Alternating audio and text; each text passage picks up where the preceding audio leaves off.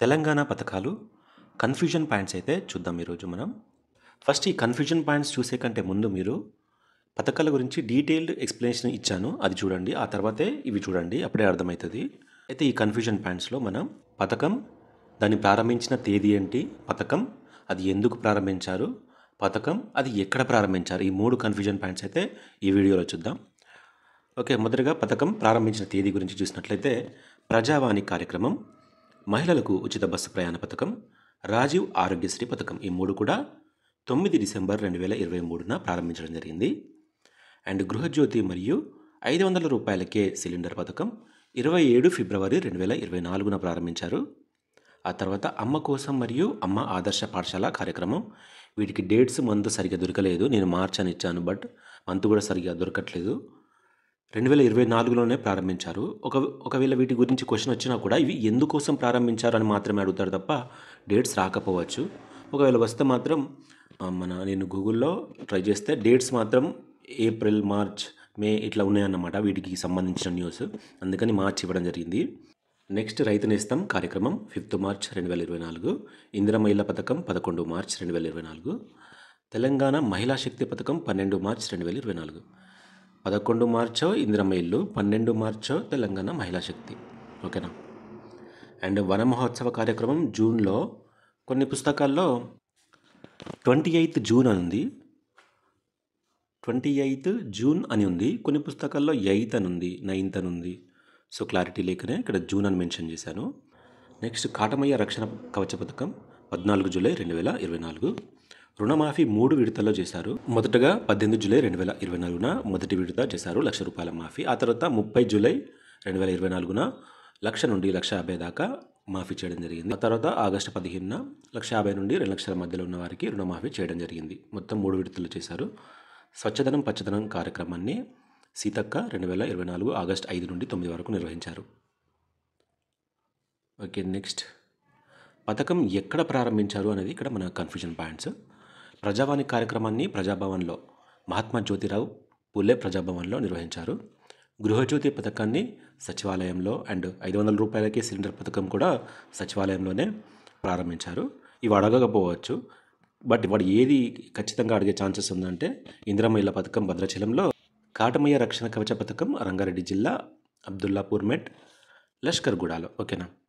మిగతాదేంటి, మహాశక్తి పథకం ఇది సికింద్రాబాద్ పరేడ్ మైదానంలో, మహిళా శక్తి స్వశస్తి మహిళా కన్వెన్షన్ అని ఒకటి సదస్సు జరిగింది, ఆ సదస్సులో దీన్ని ప్రారంభించడం జరిగింది. రాజీవ్ ఆరోగ్యశ్రీ పథకం అసెంబ్లీ ఆవరణలో ఆ పోస్టర్ అనేది లాంచ్ చేయడం జరిగింది. ఓకేనా. మెయిన్ మీరు గుర్తుంచుకోవాల్సింది ఇందిరమ్మ ఇళ్ల పథకం మరియు కాటమయ్య రక్షణ కవచ పథకం, అది భద్రాచలం అయితే ఇది రంగారెడ్డి. ఓకేనా. ఇక్కడ ప్రజావాణి కార్యక్రమం కూడా ఎక్కడ నిర్వహిస్తారని అడగవచ్చు. ప్రజాభవన్లో.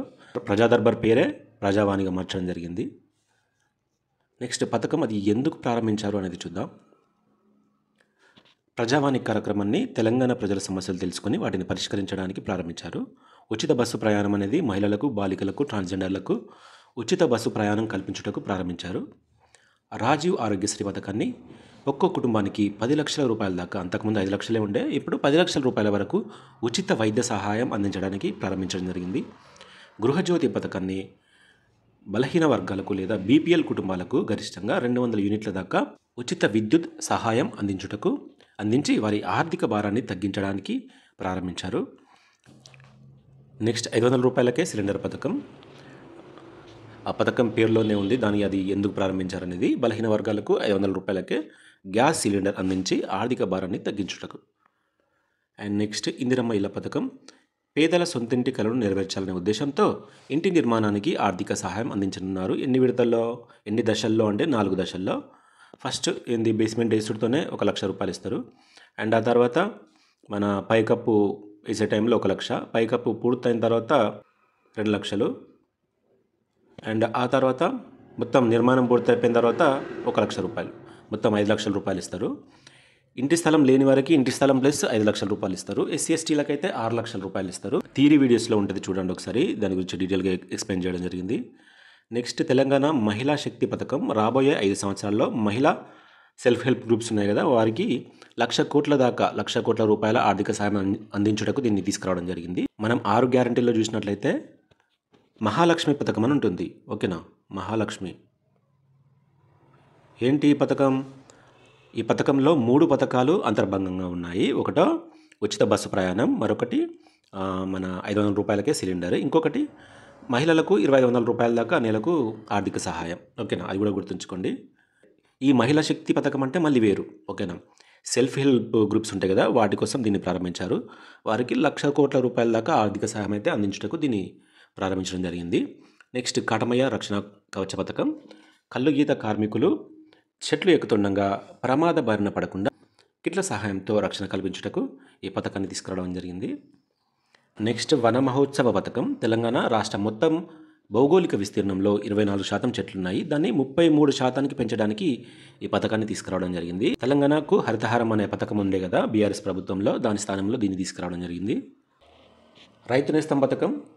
ఇది మన రైతుల్లో నూతన సాంకేతిక వ్యవసాయంపై అవగాహన పెంచేందుకు రైతు వేదికలు ఉన్నాయి కదా, వాటి ద్వారా ఈ కార్యక్రమాన్ని అయితే అమలు చేయడం జరిగింది. అండ్ యువ వికాసం. విద్యార్థులకు ₹5,00,000తో విద్యా భరోసా కార్డు అండ్ అలాగే ప్రతి మండలంలో తెలంగాణ ఇంటర్నేషనల్ స్కూల్ ఏర్పాటు చేయుటకు ఈ పథకాన్ని తీసుకురావడం జరిగింది. చేయూత పథకం. ఇది పెన్షన్ ఇవ్వడానికి ఇది కొంతమందిని గుర్తించి వారికి పెన్షన్ ఇస్తారన్నమాట.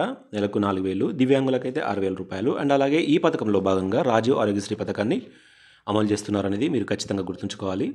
నెక్స్ట్ రుణమాఫీ పథకం. మీకు తెలిసిందే, రైతులు రుణాలు తీసుకుంటారు, వారికి 2,00,000 దాకా అందించి ఆర్థిక భారాన్ని అయితే తగ్గించుటకు ఈ రుణమాఫీ పథకాన్ని తీసుకురావడం జరిగింది.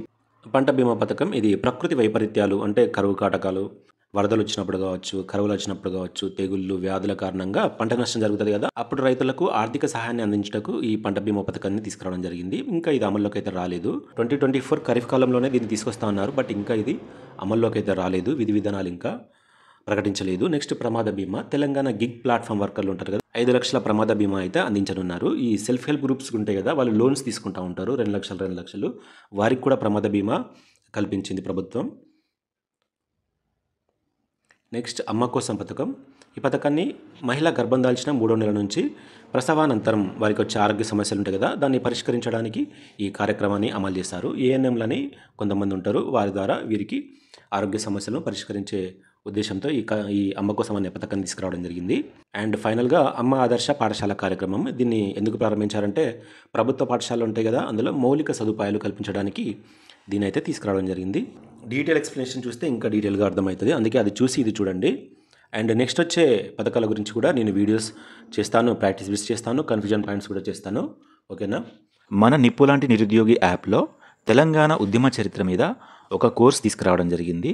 ఈ కోర్సులో confusion points videos, chronological explanation videos and అలాగే తెలంగాణ నూతన పథకాలకు సంబంధించిన వీడియోస్ అండ్ ఈ మూడింటికి సంబంధించిన ఫ్రీ పీడిఎఫ్, ఫ్రీ మెటీరియల్ కూడా ఉంటుందండి.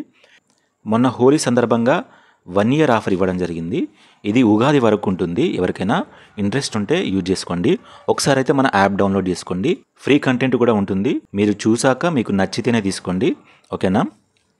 గ్రూప్ 2 అండ్ ఎస్ఏకి ప్రిపేర్ అయ్యేవారైతే ఖచ్చితంగా తీసుకోండి. మీరు త్వరగా రివిజన్ చేయడానికి క్విక్ రివిజన్ పర్పస్లో ఈ కోర్స్ అయితే తీసుకురావడం జరిగింది. లేదు కేవలం పీడిఎఫ్ సరిపోతుంది అనుకుంటే ₹49కే 6 months వ్యాలిడిటీతోని తీసుకురావడం జరిగింది. ఒకసారి మన యాప్ అయితే డౌన్లోడ్ చేసుకొని చెక్ చేయండి.